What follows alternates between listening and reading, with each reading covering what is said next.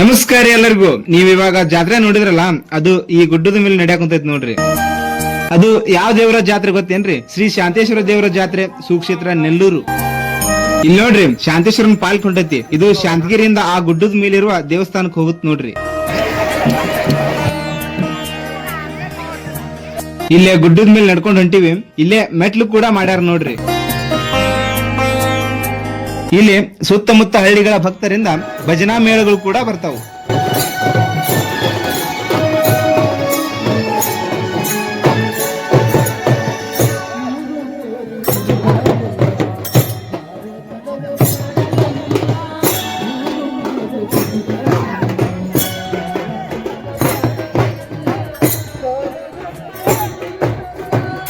ರೋಣ ಮತ್ತು ಗಜೇಂದ್ರಗಡ ತಾಲೂಕಿನ ಸುತ್ತಮುತ್ತಲಿನ ಗ್ರಾಮದ ಭಕ್ತರು ಸೇರಿ ಜಾತ್ರೆನ ವಿಜೃಂಭಣೆಯಿಂದ ಮಾಡ್ತಾರ.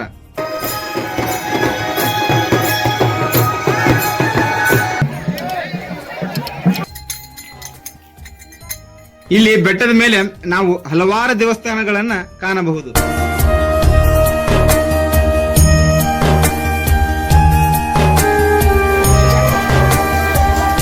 ಅದೇ ರೀತಿ ಈ ಶಾಂತೇಶ್ವರ ಶಿವನ ಪ್ರತಿರೂಪ.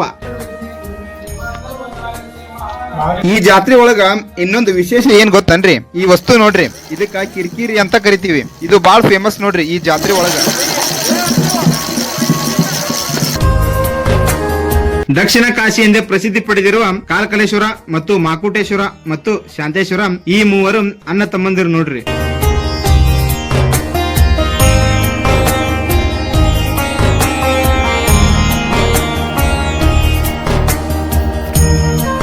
ಇಲ್ಲಿ ನಾವು ಎರಡು ಹಣ್ಣುಗಳನ್ನ ನೋಡಬಹುದು.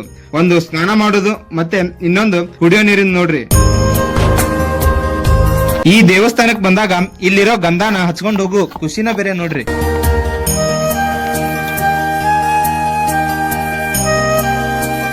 ಇಲ್ಲಿ ನಾವು ಈ ಸುಂದರವಾದ ವ್ಯೂ ಕೂಡ ನೋಡಬಹುದು. ಇದು ಹಿಡನ್ ಪ್ಲೇಸ್ ನೋಡ್ರಿ.